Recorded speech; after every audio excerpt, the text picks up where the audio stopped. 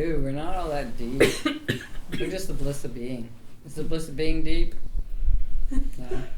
It's hard to find, huh? Well, I exist, but what is so goddamn blissful about that? Ask Miss Shaw over there, she knows. What's so blissful about existence, Miss Shaw?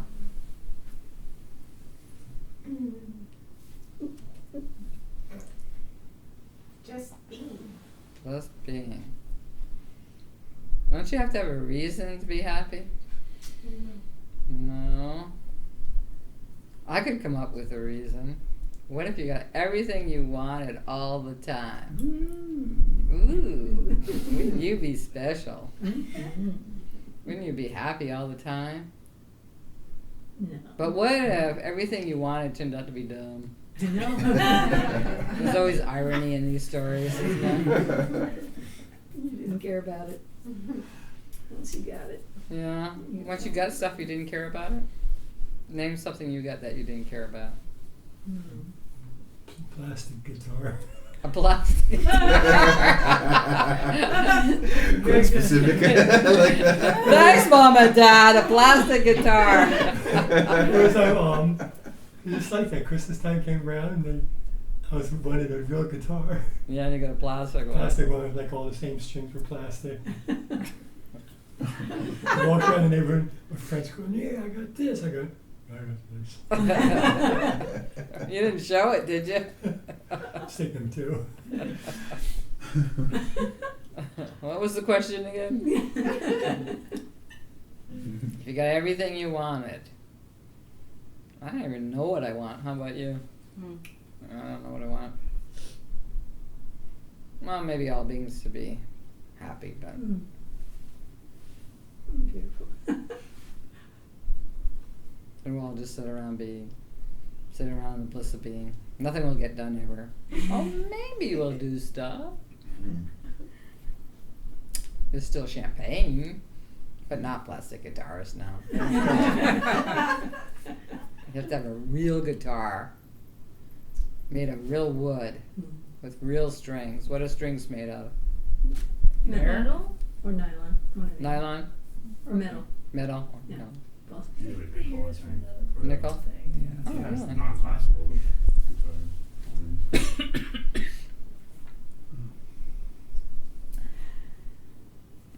Does anybody really feel like the bliss of being is catching up with them now? Sometimes. Sometimes? Oh, Mm-hmm. closer you get to having cancer, more and more and more and more is like, I guess there only is the bliss of being. Not this physical being, particularly. Don't invest so much in it. Yeah, in physical. Well, you know. It's a part of a living. Is death a mystery, or is it the mystery? Is living a mystery, or is it the mystery? That mystery. That mystery or the mystery? No. I don't understand. Yeah. The mist. Everything's the mystery. Yeah. That's the mystery, life's the mystery. We don't know, out of death, we don't know what a single thing is. Yeah.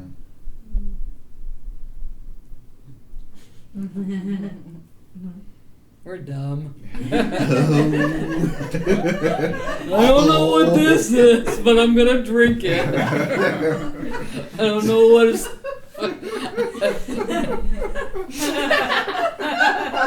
I don't know what it's.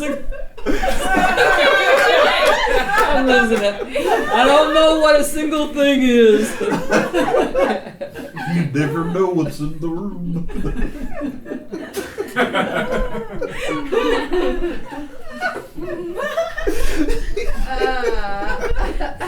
That's like the bliss of being. You don't know how to get there, but I'm the bliss of being. I don't know what a single thing is, like, even though I know. Ask me anything and I'll tell you about it. Who knows? It just shows that there's no real answer to anything. To COVID or anything, right? Yeah. To life or dying. What's the real answer? kind of, but don't ask the AI. What's the real answer to anything? Please, I need to know the real answer. Love. No, is love the real answer? Well, I don't know. I would really love to see everyone be awake and enjoy their natural, authentic reality of who they are rather than not. Because, history is just up and down. It's the next event is either going to make you more disturbed or, seem to be benign and happy enough, or you're just always looking over there and you're never relaxed and you never know that who and what you are is already the happiness. Yeah, you're always overlooking it. It's always to take you out of your life, the next cultural shift thing. Yeah. So I would recommend that for everybody. But the more people are adamant about trying to find it and experience, it's not going to go very well. I can't stop that. I can not participate in that with them. I can actually show them that they can be happy right now through how I am and how my happiness, or consider that with them. Like, nothing really is bad happening to you right now. Is there anything in the room that's difficult or terrible, or is anybody confronting you, or is there some bodily collapse you're having? And I can show them that there's nothing really going on where you can't enjoy that you are authentic right now, you are perfect right now. And if you are allowed to accept that, have that self-acceptance, then it would kind of show you yourself as the bliss of being. But most people are fighting against it. It's like, whenever you meet people, at first they want to be nice and be positive. But as soon as you're friendly enough, it comes the whole list of dissatisfaction. They want to tell you about their dissatisfaction. Like, we're all in this club of being dissatisfied. And I'm not really in that club. I'm not dissatisfied. I just feel like, wow, why is anything occurring? And that any of it can be enjoyed, really, if you have the right relationship to it. Like, we're sitting in this room, nothing as bad is happening in any way, shape, or form that anybody can see. So right now, everybody's enlightened. But that state, you're not recognizing it. You're not self-recognizing it. So indirectly, people are enlightened all the time, but they're not self-recognizing it. So it doesn't remain and stay deep and go deeper. It just hovers around. So every once in a while, you look at a beautiful flower and you go, oh, the world and everything's so beautiful. The flower's beautiful. I feel so wonderful. And that's the edge of the bliss of being, saying, hello. But then you think it's about the flower. So you want the flower, you want to buy a flower, you want to grow flowers, you want to see flowers, and if you can't, then you're all upset and you're mad, and then you realize that no matter how many times you duplicate that experience, it's not quite what you thought. It's not quite the same. So you run into it once in a while, that you are the bliss of being. But you don't self-recognize it. You think it's belonging to the experience rather than you self-recognizing it. So on a scale of 1 to 10, what is consciousness? Infinity. What's infinity? What's happiness? What's love? What does that mean to self-recognize it? To self-recognize it, to realize, like, oh, it's not being generated on the outside. It's not happening because of that. When you see your guru, you think your guru is giving it to you. Or when you play a nice song, you think the song is giving it to you. Or when someone says, I love you, you think love exists because they're saying, I love you. And it's not. It's not that way. It actually is it existing as yourself, always. It's not something you're getting from the outside and it triggers you on the inside. It's there as you are. And sometimes you feel it. And when you feel it,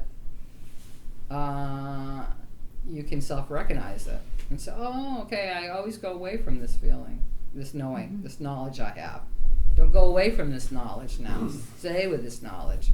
So even when other good things happen, I stay with this knowledge, who I am, that I'm bliss of being. And when things I don't like happen, or thoughts I don't like happen, stay with this. Don't leave it. So that's the sadhana. You stay with it instead of leaving it. But you're always attributing it to some event. Like, we can't be happy because we got COVID and we have to get through this. And until we get through this, we can't go anywhere. So we can't really feel all that happy. Mm-hmm. We can't feel the bliss of being because all this. Mm-hmm. Okay, I lost my job. This is happening because of COVID. This is happening. I got a sore throat. So there's always like the next unpleasant experience from just stubbing your toe to having cancer, where you can't self-recognize yourself as happiness. Life is always seemingly through the context of the mind trying to convince you of that all the time, that you can't be happy right now. I suppose it's the beauty of suffering too, because it takes a lot of the distraction away. Yeah, suffering does take distraction away. But most people collapse in suffering. It's hard to find the mystery, and be the mystery, and be as the mystery when you're suffering. Most people just want to dull it with some kind of unconsciousness or drug, right? How do you find yourself as the mystery of happiness when you're suffering? Well, you have to have self-recognized yourself very profoundly to be able to do it. That's why death is a difficult opportunity to self-recognize, because you're going to be scared, that you identified with experience all your life. Now you're not going to have it as the body-mind. So you're not going to be saying, oh, now's a good time to deeply, profoundly self-recognize, consciousness, and not be identified with my body-mind. That's why you have to do sadhana. Create kind of a runway. Yeah, and that's why awakening occurs as a death. You die before you die. So you're not identified as a body-mind anymore. You're identified as the bliss of being, consciousness itself. So your knowledge has gone deep, in other words. It's not just kind of there. It's not conceptual.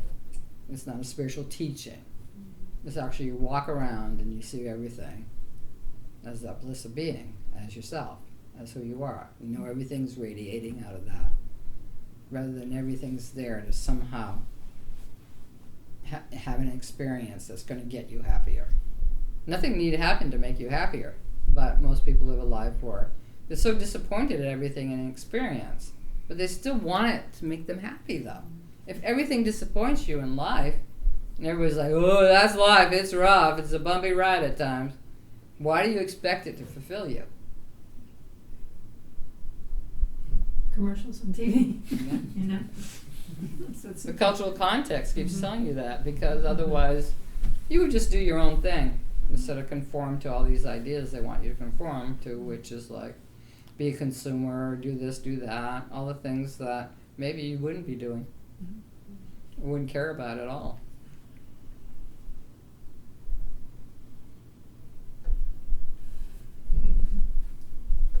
To answer your question, Jerry, about self-recognizing? Yeah. Could you define what do you mean by dying before you die? Yeah. It's nirvana, right? Samadhi. Yeah, samadhi. For my own process was a process of yogic and self-understanding capacity at the same time. So in my process, I begin to experience the sensation of breath and the sensation of all personal awareness and outer awareness and internal awareness. And I began to, as I began to experience that, it was part of a yogic process that I was shown. And when I returned from that, I was never related to the world or to experience as a means to be happy. Mm-hmm. I always knew I was located as happiness itself, as a bliss of being. But you had like events leading up to that kind of unwound that. No, I had yogic events that led up to it, but my intuition was always there. Yeah. That you only could be already happy. See? It was not weak. and that the yogic experiences convinced me more of it. All of it coincided together for the awakening. So some people's awakening is more of an emotional, conceptual sympathy for the bliss of being as their state. And so when anything happens in life that disturbs them, they get upset and angry and feel cut off from happiness. Inconvenienced. Yeah. But some people think that's still enlightenment. Some people have yogic experiences and they point to that and say that's enlightenment. But for me, and I feel the way Adida taught and showed me was through both the intuition of enlightenment as well as the yogic process of it. Both existed in my process and my path. But my intuition that I was not a body-mind here to be fulfilled by experience was very strong throughout my life. Even though I just appeared like I was living a life like anybody else, it was always there. And as the yogic process initiated me in different yogic processes, it became obvious that I knew that. I'm discovering it now. It was obvious that I knew it. And that the requirements of life, your survival and getting by and, living a life, were just that. They weren't a means for fulfillment or happiness. They were just that. So my intuition of already happy or already free or enlightenment, and the yogic process, when Narada initiated me in the yogic process, it continued to make the intuition more obvious. It was always there. It wasn't something I had to figure out and get to. I had to practice understanding to combine with the yogic process. The understanding was there. It just became more and more obvious. Yeah. So for yourselves, why someone wakes up is because it's there. It's obvious to you. And when you come in contact with a realizer, it's obvious what their state is because you know that. You have an intuition of that. Whether you can live it and self-recognize all day long or partially or once in a while, that contact with them affirms that, yes, you can self-recognize, and that is the process all the time. And as you practice that, right, as you practice that, it becomes obvious that happiness is not located anywhere else. It's as you are. And then, of course, life is the same for everybody. You might get sick, your girlfriend might break up with you, whatever. All those events will happen to anybody, Especially if you're in a very quiet life, not too many events are happening to you, like, say, Sri Lakshmana's life, right? But most people, had to get a job and, have relationships and did this and did that. And if they had an intuition of this and came in contact with a realizer, and the realizer showed them to practice and live the self-recognition of that intuition, it would keep moving and it would keep deepening. But life would keep continuing with all sorts of events that they would have to either be upset or try to get fulfilled by or self-recognize. So, is that helpful? All right, how are we doing? Oh, 8:30. Ooh, my God. Got this all night. All night. Great. Any questions before we leave? That was a couple of good questions. So I take it then with your process, by the time you went to Nirvikalpa Samadhi, it was just very easeful, right? Yeah, And everything with the yogic process is very easeful for me. For other people, it's very traumatic if the intuition is not obvious to you. Yeah, if they have some experience. So you begin, very difficult. Yogic processes can be very difficult for people whose intuition is not that obvious to them yet. So if you come across a teacher and they give you different, they transmit different yogic processes. Well, Adida did a lot in his community, and that didn't really change anybody that much, or it didn't drive them to love enlightenment more or to self-recognize more. Primarily because they didn't have that relationship to it yet. So But teachers can work that way by transmitting those yogic experiences, or they don't have to. They can just conceptually and give you through their how they are, the transmission of already happy without doing yogic aspects to it. Initiating something. Yeah, initiating yogic aspects to it, and then people can slowly practice meditation and see if their self-recognition deepens. Some people have been meditating for years and their self-recognition hasn't deepened. And so it's different for everybody. But it also has to do with your readiness and your love for it. If you...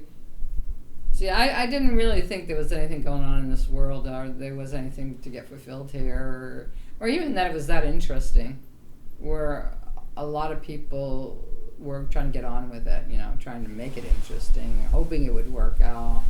I never really believed what anybody was saying about anything. Like this whole COVID thing, you all have your own opinion about how much you believe of any of it, And if you live according to what you believe, you'll do better. If you live according to trying to get along and bond along, you won't do as well. So in the process and in the spiritual community or with your guru, you have to find your way too. That's your responsibility. So, and different teachers have initiated all sorts of disciplines as well as yogic experiences in people, but then it ended up in most cases being fruitless. It didn't bear fruit. And then most people either developed a spiritual ego because they were there so long. So if you're doing something for 40 years and you didn't really go deep with it, you want to pretend that you did. That's just a given. If you spend 40 years playing guitar, plastic guitar, you want to feel like, it's meaningful and you achieve something and you're good at something. But it's not that applicable to the spiritual process, though. And any other... Well, it's kind of like taking... I did a lot of photography. Almost anybody can take a picture. It's obvious to people. Anybody get a camera, take a picture. But it's not obvious what makes a picture art and what makes it just a picture. That's the part. So anybody can try the spiritual path and stick to it and be happy about it and have all their theories about it and learn all the concepts. But it might not be obvious. But are you making art of it? Yeah. Is it the real art? Is it the real spiritual process? That part's harder. All right. We're going to call it. Wow. Thank you so much. You're welcome.